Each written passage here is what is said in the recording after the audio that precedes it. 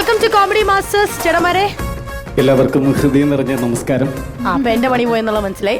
ചേട്ടന്റെ സൗണ്ട് കേൾക്കട്ടെ. നമസ്കാരം. ജ്യോതിഷ് ചേട്ടൻ. ജ്യോതിഷ് പന്തലായൻ. എവിടെ വീട്? എവിടെയാ? കൊയിലാണ്ടി, കോഴിക്കോട് ജില്ല. സൂപ്പർ. കൊട്ടിയം. അതെ, കൊല്ലം ജില്ലയിൽ കൊട്ടിയം എന്ന് പറയുന്ന സ്ഥലത്ത് ആങ്കറിംഗ് ചെയ്യാറുണ്ടോ? അവതാരകനാണ്. എന്തിനാ എനിക്കിങ്ങനെ പണിയായിട്ട് വരുന്നത് മനസ്സിലാവാത്തത്. സൂപ്പർ. നിങ്ങൾ തമ്മിൽ എന്തെങ്കിലും ബന്ധമുണ്ടോ? അത് ഇവിടെ വെച്ച് ആദ്യമായിട്ട് പരിചയപ്പെടുവാണോ? ആദ്യമായിട്ട്. അപ്പൊ കൈ കൊടുത്ത് രണ്ടുപേരും ഓൾ ദ ബെസ്റ്റ് ആദ്യം പറഞ്ഞോ. ഓക്കെ, അപ്പൊ നമുക്ക് തുടങ്ങാം അല്ലേ പെർഫോമൻസ്? തീർച്ചയായും. മാസ്റ്റേഴ്സ് ഒക്കെ കേൾക്കാൻ വേണ്ടി റെഡി ആയിട്ടിരിക്കുകയാണ്. ചേട്ടൻ എന്താ ചെയ്യുന്നത്? സ്റ്റാർ വോയിസ് ഇമിറ്റേഷൻ ആണ്. ഓക്കെ. ചേട്ടനും അത് തന്നെയാണോ വോയിസുകൾ എടുക്കാന്നുള്ളതാണോ? അതെ, താരങ്ങളുടെ ശബ്ദം. ശരി, അപ്പൊ നമുക്ക് മഞ്ജുനാഥ് ചേട്ടൻ തന്നെ ആദ്യം തുടങ്ങാം, എന്നിട്ട് നമുക്ക് മെല്ലെ ചേട്ടനിലേക്ക് വരാം. റെഡി? ആദ്യമായിട്ട് കൊല്ലം ജില്ലക്കാരൻ കുടവട്ടൂർക്കാരൻ മുരളിച്ചേട്ടന്റെ ശബ്ദം. എടോ, ആദർശവും അധികാരവും പ്രതിപക്ഷത്തിന് അടിയറ വെച്ച് ഇയാളും സംഘമൊക്കെ ഇറങ്ങി പൊയ്ക്കളയുമ്പോൾ ഐ വിൽ ഗ്രേറ്റ് കമോൺ. ഭരണം പോയാൽ പിന്നെ കതറിന് കഞ്ഞി പിഴിയാൻ പോലും ശേഷിയില്ലാണ്ടാവുന്ന എന്റെ പാർട്ടിയിലെ എംബോക്കളുണ്ടല്ലോ, അവനെയൊക്കെ മുഴുവനും കാറും ബാറും പൂത്ത കാശ് കൊടുത്ത് തിരിച്ചെടുക്കും. രക്ഷിക്കാനല്ല, പരിരക്ഷിക്കാൻ. എന്റെ കസേര ചുവട്ടിൽ എന്നെ അനുസരിച്ച് നീ ഉണ്ടാകും. It is my personal secretary in Delhi. It is a simple of that.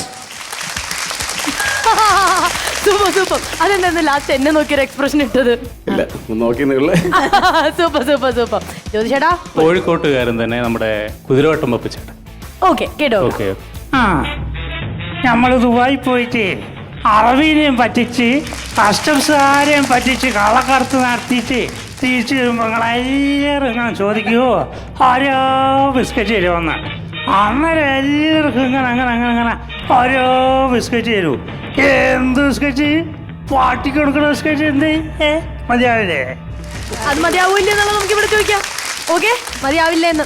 അടുത്തതായിട്ട് ഭീമൻ രഘുവും മലയാള സിനിമയുടെ യൂണിവേഴ്സൽ ഹീറോ ശ്രീ ജയനും തമ്മിലുള്ള ഒരു combination dialogue. Okay, let's hear that. കാണിമംഗലത്തെ ജഗന്നാഥനാരാടാ? കണിമംഗലം തേവരോ? അവിടെ നിൽക്കാനും പറഞ്ഞ. എന്താടാ നിന്റെ പേര്? നാട്ടുകാരനെ കരിമൂർക്കനെന്ന് വിളിക്കും.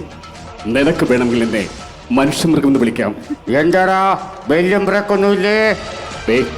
ബെല്ലുണ്ട്, 80 മീറ്റർ. ബ്രേക്ക് തീരെയില്ല.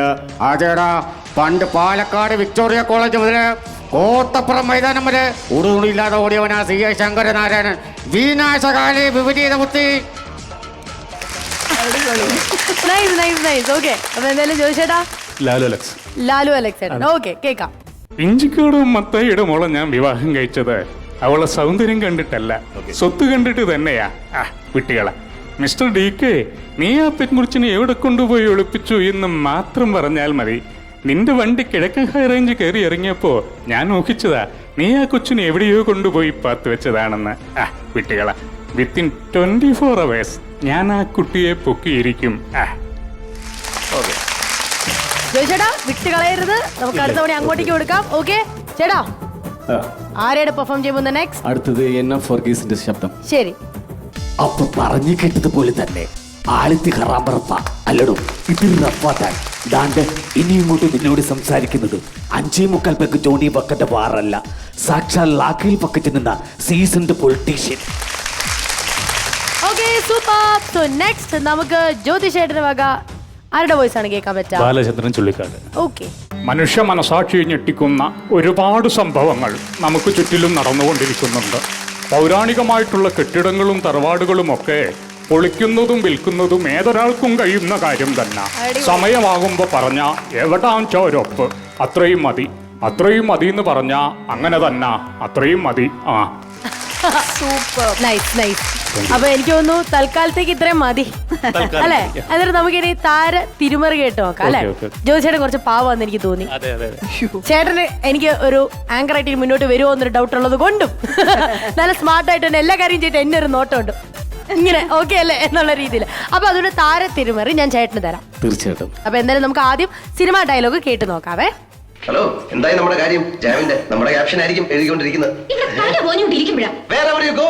എങ്കിലേ എന്നോട് പറ ഐ ലവ് യു. ഞാനിപ്പോ പോയി പറയും, കമ്പനി പൂട്ടും, MD തൂങ്ങും, ഗാഥയുടെ പണി പോകും.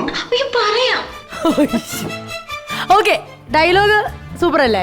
ഇതിപ്പോ ഡയലോഗ് ഇനി സ്വപ്നത്തിൽ മാത്രമേ കിട്ടുള്ളൂ. പക്ഷെ ഇത് പറയേണ്ട ആരൊക്കെയാണെന്നറിയോ?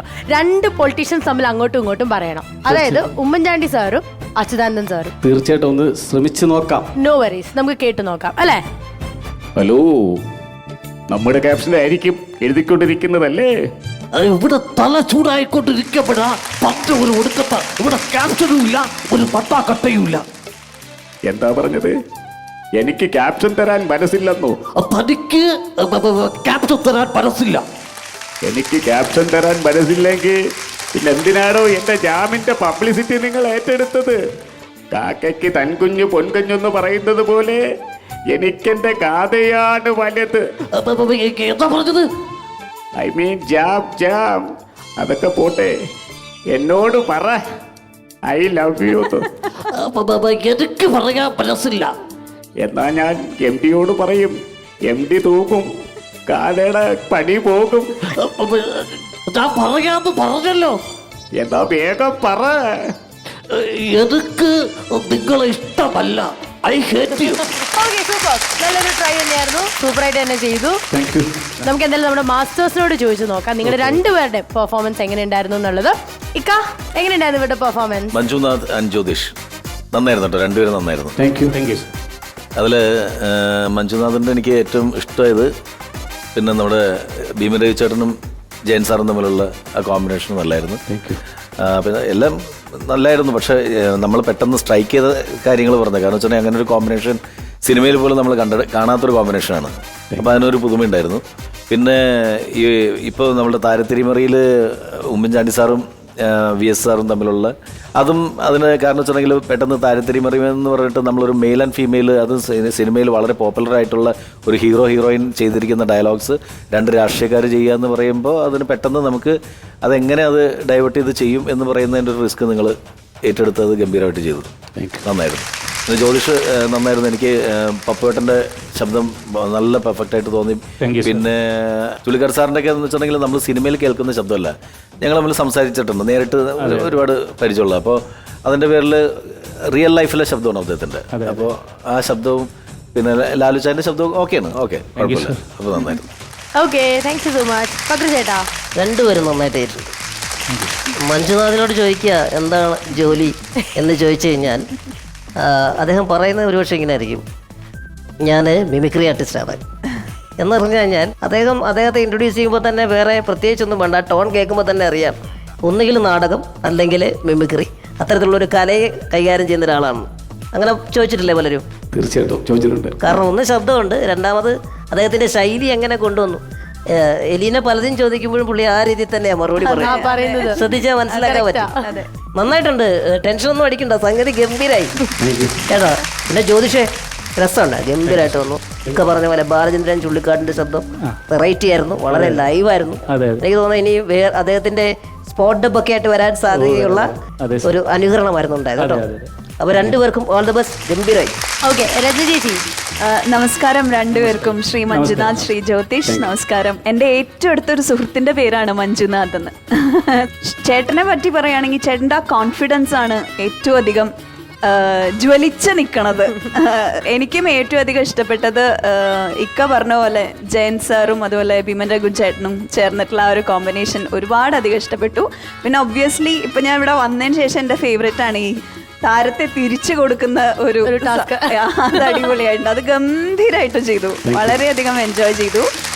ജ്യോതി ചേട്ടൻ വന്നപ്പോൾ തന്നെ പപ്പു ചേട്ടനെ എടുത്തത് വളരെയധികം സന്തോഷം തോന്നി. വിട്ടുകളയാൻ പറ്റില്ലല്ലോ അല്ലേ, കോഴിക്കോട്ടുകാരന്. അതെ, അടിപൊളി. ചുള്ളിക്കാട് സാറും സൂപ്പർബായിരുന്നു. രണ്ടുപേർക്കും ഓൾ ദി ബെസ്റ്റ്.